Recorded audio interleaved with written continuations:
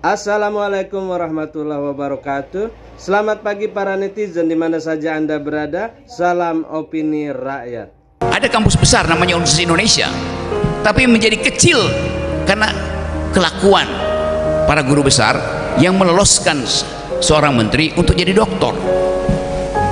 Masalah besar di UI sekarang bahwa Bahlil dianggap plagiasi, Bahlil dianggap menyogok dosen-dosen pembimbingnya. Masalahnya bukan pada Bahlil, tapi pada mereka yang menerima sogokan itu atau potensi dinyatakan menerima sogokan yang sekarang lagi diperiksa oleh Dewan Guru Besar UI.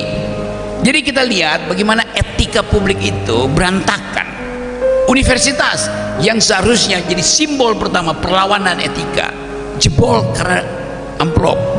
Jadi Anda bayangkan bahwa bahkan universitas bisa dibujuk pakai amplop, apalagi pilkada. Dan sebenarnya yang bersangkutan dengan kroninya itu sebenarnya sudah ada ketakutan. Jadi kita nggak boleh mundur, kita harus maju. Ketakutannya apa? Kita beri hormat kepada Dr. Tifa ini, ya, sahabat saya yang kita tektok terus. Kita berdua dari dulu ngantemin soal ijazahnya si Bu Fafa ini, ya, ijazah bapaknya juga. Tapi kenapa? Dan dia sudah takut sebenarnya. Kalau kita perhatikan Bapak dan Ibu, dia sudah ngakuin bahwa ijazah dia tidak benar. Maka di foto resmi yang ada, tolong perhatikan, dia hanya berani nulis Gibran Rakabuming. Tidak ada gelarnya sama sekali. Padahal sebelumnya dia masih tulis Gibran Rakabuming BSc. Tapi mungkin waktu konsultasi dalam, padahal di fotonya Pak Prabowo masih lengkap gelarnya, Jenderal Purnawirawan TNI Haji Prabowo Subianto. BSc itu apa singkatannya?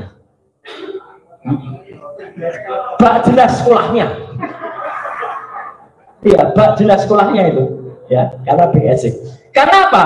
Karena dia kan ngakunya dulu 2 tahun SMA. Jadi ini penting nih bahan. 2 tahun sekolah di Santo Thomas di Solo, SMA. Santo Yosef di Solo. Kemudian 2 tahun, ayahnya kan masih wali kota, masih powerful. Kenapa nggak diselesaikan? Dia langsung pindah ke Singapura. Dan dia meneruskan sekolah di Singapura itu 3 tahun. Jadi kalau total sekolahnya berapa tahun tuh SMA-nya? Itu harusnya kita curigai. Itu sudah salah satu syarat bahwa dia belum tentu, saya bilang, belum tentu lulus SMA.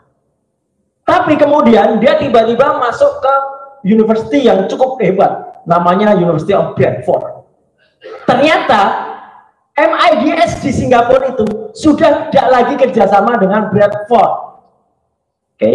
Kemudian dia seolah-olah lari ke Australia, ke UTS, University Technology of Sydney. Setahun dia di sana. Dan konon itu ada di websitenya Pemkot Surakarta loh, S2 di UTS. Padahal dia setahun di sana itu cuma matrikulasi harusnya beberapa bulan, itu setahun. Jadi nggak lulus juga. Jadi ini kalau ada pemakzulan, Bang Refli dan kawan-kawan semua, ini clear soal pendidikan itu sebenarnya clear.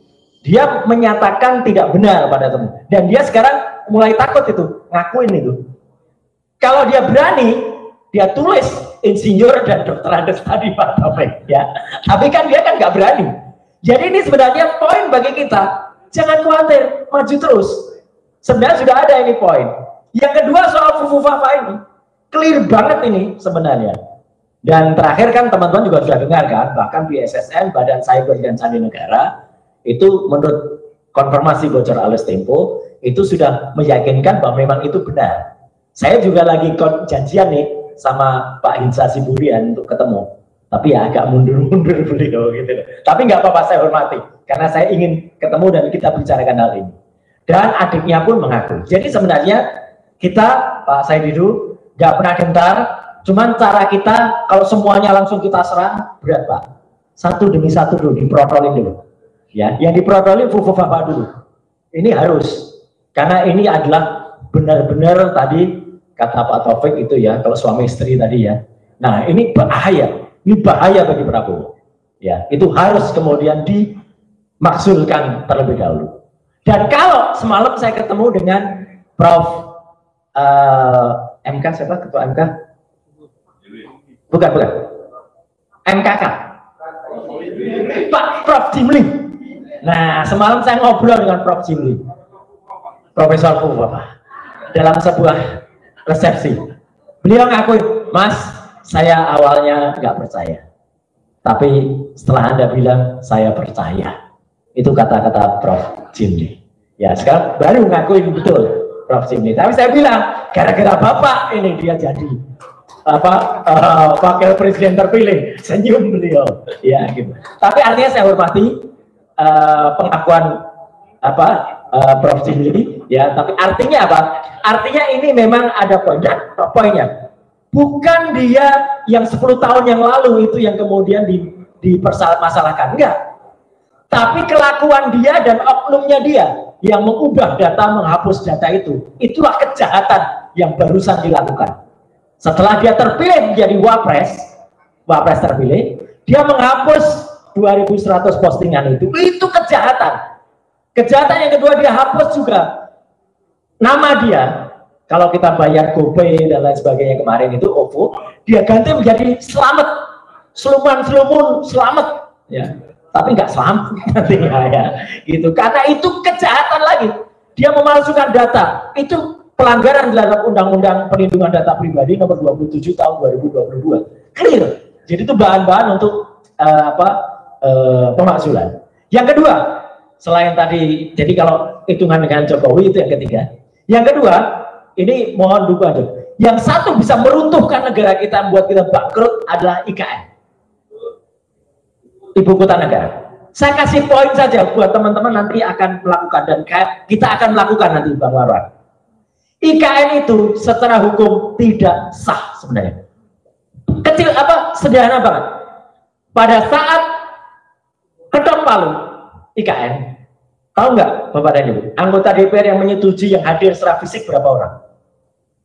Hanya 77 anggota DPR yang hadir dari 575. Hanya 13%. Yang lain katanya hadir secara online. Kita harus minta terhadap Komisi Informasi Pusat absen dari anggota DPR itu secara online. Kalau memang online bener, ada nggak foto anggota dewannya? Kalau itu hanya online on saja, berarti yang hidupin hanya aspringnya atau TA-nya, itu tidak sah. Ya, anggota yang hadir itu harus hadir secara fisik atau dia tampak wajahnya ketika ada. Dan yang saya tahu pada saat tanggal 18 Januari waktu itu pengesahan itu, yang lain on itu hanya on saja, hanya nampak profil picture-nya saja. Kalau hanya nampak profil picture-nya saja, berarti Undang-Undang IKN itu hanya disahkan oleh 13% anggota DPR. Dari situ sebenarnya sudah sah itu untuk kemudian kita gugat. Jadi Bapak dan Ibu, 3 hal poin penting itu saja yang bisa kita lakukan. Yang pertama, setuju untuk terus adili. Kalau ini adik Fufapa, ayahnya Fufapa, ya. Bapaknya Fufapa itu dulu. Yang kedua, maksulkan Fufapa. Yang ketiga, udahlah IKN itu nanti jadikan kayak Disneyland saja, ya. Gitu. Jadi kalau mau wisata.